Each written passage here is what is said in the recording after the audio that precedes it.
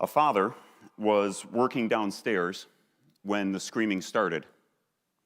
He paused for a minute to see if it was maybe just playing or something more serious, and if it was something more serious, if it was something he needed to act upon, to do something about.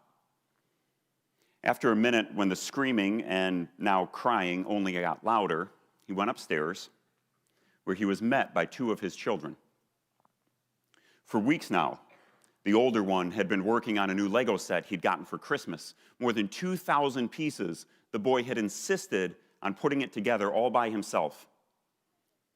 And now it lay broken, scattered all across his bedroom floor. And the boy's face was contorted in anger, a tear forming in the corner of his eye. "You broke it!" he screamed at his younger sister. "It's ruined. I'll never be able to put it together again. This isn't fair." The younger one was crying too. Tears of fear and guilt. Of course, she hadn't meant to break the Lego set. She only wanted to play with it, to build like her big brother did. But one thing led to another, and soon the Lego set was in 1,000 different pieces. And in the face of her brother's anger and sadness, in the face of the brokenness she had caused, both of the Lego set and of the relationship with her brother, all she could do was cry. You see, tears and crying out, whether it's in pain or in sadness or even in anger, they're a cue to us that something's wrong, something's broken and in need of repair. The pain from a deep cut tells us that we need to go and seek medical attention. Tears over a broken Lego set or a broken relationship between siblings tells a father that he's got some work to do to make it right again. The shouts of angry protesters, the turn of the stomach at images of rioting, are a wake-up call. They alert us that something is wrong, something's broken. We're in week 2 of our Just Like Jesus series, where we're looking head-on at issues of injustice and racism. Pastor Jeff laid the foundation for us last week by going back to the beginning, to the God who created all people in his image, who bestowed on every person value and dignity. And so you and I, as followers of Jesus, are called to value those people that God values. And we build on that this week by looking at the words justice, at righteousness, and at peace. These are words that we've heard in the media, in protests. Probably we've said them ourselves in conversation. But you might have noticed that not everybody means the same thing as they say these words. And so our task this morning is to ask, what is it God means? What does the Bible mean when it talks about justice or righteousness or peace? And we'll start by considering peace or shalom. You'll recall that we looked at this word last month in Advent. And you remember that when we talk about peace from a biblical standpoint, it's not just an absence of conflict. It's not just kind of inner serenity. That might be how we think of peace most of the time. But for the Bible, peace or shalom is wholeness. It's soundness. It's when everything is exactly the way it should be. Pastor Jeff compared it to the Garden of Eden before sin, when everything was just shalom. Everything put right, the way it ought to be. And so in this way, peace is related to biblical justice and righteousness, almost like two sides of the same coin. On one side you have peace, on the other side you have justice and righteousness. Now, most of the time when we hear these words, when we hear justice and righteousness, we think of them as different concepts. On one hand, we have justice, and in our minds that equates to equity, to fairness. If we were going to locate it somewhere, we would say that's in a courthouse or in government. That's where justice gets done. And then on the other hand, we have righteousness, which is like morality, piety, personal devotion. If we were going to put that somewhere, that would be here, right? In a church. That's where righteousness happens. And even though we kind of intuitively know there's this relationship between the two, between justice and righteousness, because we think of them as operating in different spheres, there's a distinction in our minds. But the Bible doesn't talk about them that way. In the Bible, there's no difference. In fact, there's just one word in Old Testament Hebrew and in New Testament Greek that covers both justice and righteousness. In Hebrew, it's mishpat. In Greek, dikaiosune. Mishpat and dikaiosune. These words are often translated interchangeably as justice or righteousness, and while they include issues of fairness and equity, they include religious piety. More basic than all of that is justice and righteousness are about a relationship. The just person, the righteous person, is the person who is in a right relational alignment, first with God, and then with the people around them. One way to think about it would be like a building project, whether it's something small on a tabletop or something big like a building. You always want to start by making sure that your frame or your foundation is plumb, that it's square, that everything's in the right alignment to the next piece, and then all the other pieces join according to the building plan. There might be different ways that they connect at different angles and with different fixtures, but everything has a right alignment, the way it has to join to all of the other pieces for the building to be sound, for the project to be whole. Biblical justice is kind of like that. It's kind of like the various components of a building aligning and joining with one another. And you can't be just all by yourself. It requires a relationship. Justice isn't an inherent quality that some people have and other people don't, but instead justice reveals itself in action to and for others. Justice is what the Bible calls it when a person is in right relational alignment, first with God and then with one another. Of course, injustice, unrighteousness, is just the opposite of that.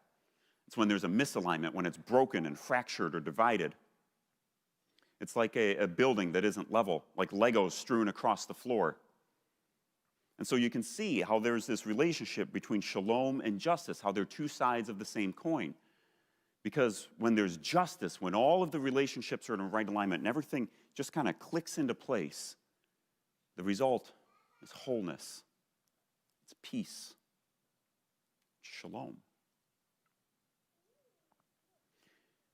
In the context of this past year, as we've heard about justice and peace, especially in protests or cries of injustice, there's these words that we've heard, this particular phrase. I'm sure you've heard it too.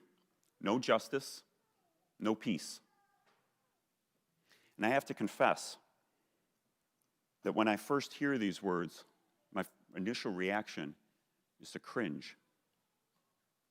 I cringe because my gut reaction is to hear these words as a threat, to put the worst construction on it, to assume that I know what the person speaking them means. And so in my mind, it sounds something kind of like, if you don't give me justice, then I won't give you peace. In fact, I'll cause trouble for you if you don't give me what I want, if you don't give me justice the way I see it. I put words in the speaker's mouth. Maybe they mean it that way, maybe they don't. But I jump to a conclusion, and I hear it as a threat. And maybe you're like me, but when I feel threatened, I tend to get defensive. I try to justify myself, to prove why I'm right and the other person is wrong, to stake out the moral high ground, why my opinions and values and beliefs are superior to theirs. But what if? What if instead of making that snap judgment, I resisted that reflex? And what if instead of hearing no justice, no peace as a threat, I heard it as a cry, a cue, and something's broken, something's wrong. Because at its core, the cry for justice is a longing for peace and shalom. And so much in the same way as last week when we looked at those phrases, Black Lives Matter and All Lives Matter, and we said on their face, looking at just these words, is that true? We said yes. In the same way, from a biblical perspective, no justice, no peace is true. Justice and peace are two sides of the same coin. You can't have one without the other. They go hand in hand. And you and I, as sinful people living in a sinful, broken, fractured, and divided world, we desperately need both.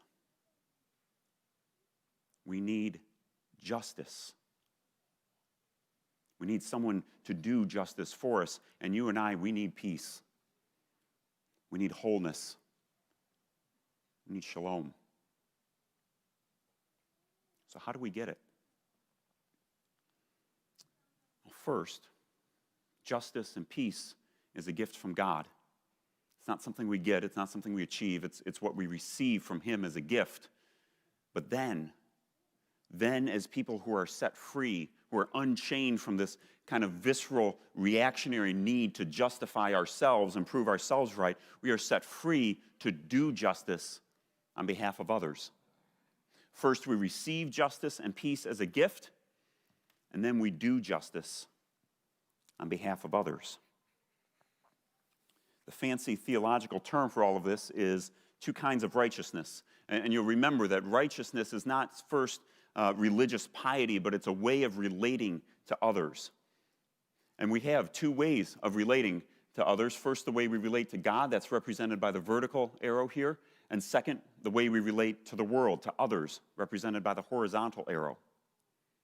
In our Pathways class for new members, we talk about this. We call it the down arrow. And part of what that means is that you and I are not justified. We're not made right before God by what we know, by what we do, by what we experience. In fact, it really has nothing to do with us at all. We can't reach up to God. But instead, he has reached down to us in the person and work of Jesus Christ. He has justified us. He has brought us into a right relationship with him again. And there is no room for self-justification. In fact, to try to justify ourselves is to reject the gift of God in Jesus. Some of you know that I have some experience working in our country's criminal justice system. And one of the rights enshrined in that system is the right to self-representation, that a person charged with a crime has the right to serve as his or her own attorney if they choose to. But there's a saying in the courthouse that the person who represents himself or herself has a fool for a client. Think about that. The person who represents himself or herself has a fool for a client. In other words, to try to justify yourself, to try to achieve justice for yourself and on your own terms is a fool's errand. Instead, you need someone to advocate for you, to be your representative, to stand up for you, and to get justice for you on your behalf. Brothers and sisters, in the cross of Jesus, God has done justice to you. This is what the Apostle Paul means in our reading from Romans chapter 3 when he says that God is both the just and the justifier. This is what we mean as Lutheran Christians when we talk about justification, that we are justified by grace through faith in Jesus alone. It's what the down arrow means. And all of that is kind of shorthand for saying that in the cross of Jesus, God has done justice to you. He has brought you into a right relationship with him again. And in God's justice, there is no room for self-justification, for self-righteousness, for self-centeredness. Like a criminal defendant who opts for self-representation, you and I would be fools to try to add to the gift that God has already freely given. No. Far better to simply receive the gift of God and rejoice that the result of God's justice to you is now, present, and ever-increasing peace. Shalom. And as people who have been set free, who have been unchained from the need to justify ourselves, to validate and vindicate ourselves, we are then sent out to do justice on behalf of others, especially those who are devalued in the eyes of the world in our society.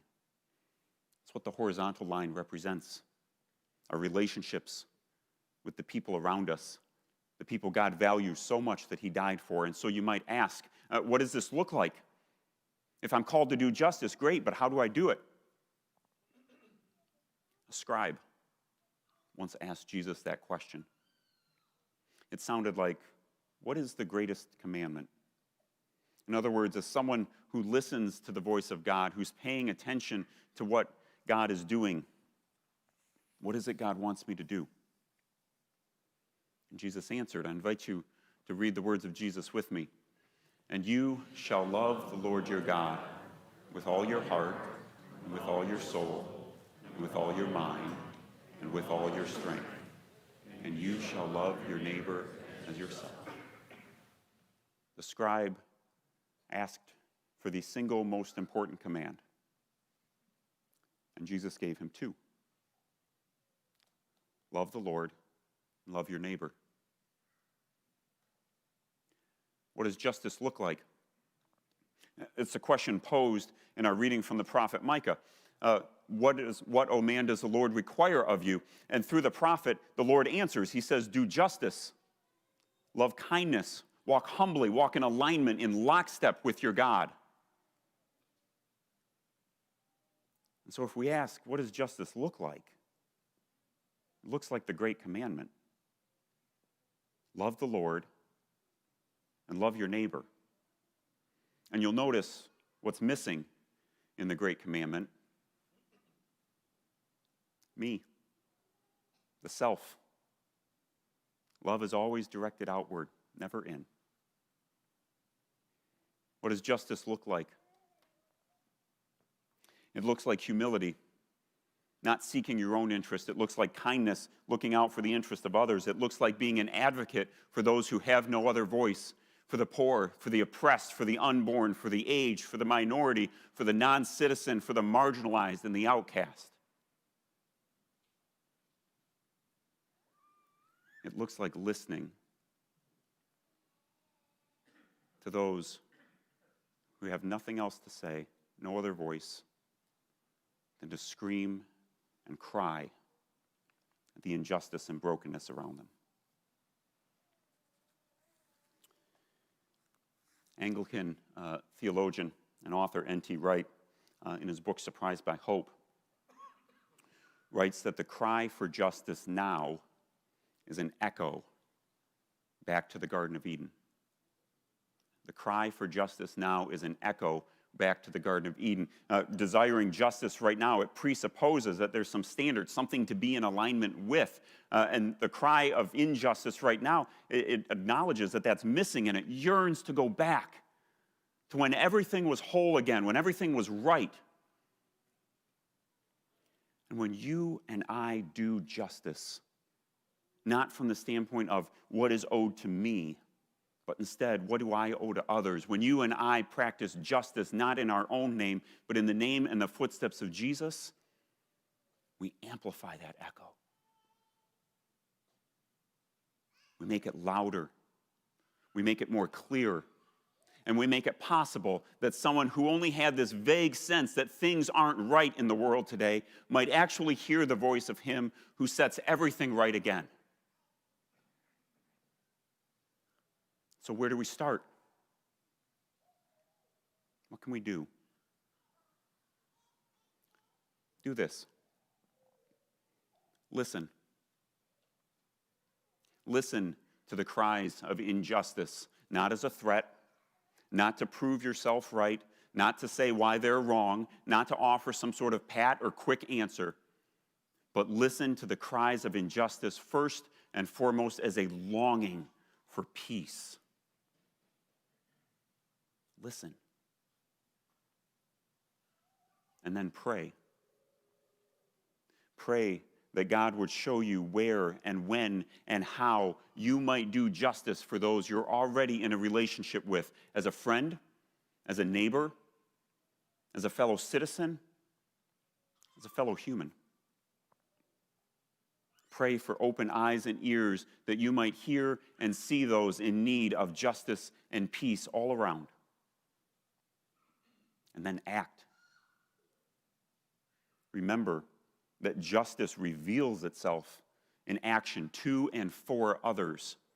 And so in big ways and small, act. Be an advocate for those who have no other voice. As one who has been set free, has been given the gift of justice, you are then able to do justice on behalf of others. This kind of justice, this kind of love requires an emptying of self. It's the radical sacrifice we talked about last week. It's following in the footsteps of Jesus and being humble, following after the one who emptied himself, who humbled himself to be broken and beaten and killed, so that you and I and everyone else might be made whole, might be sent out to do justice in his name. And so in the name of Jesus, who himself is our perfect justice and our perfect peace, in his name, amen.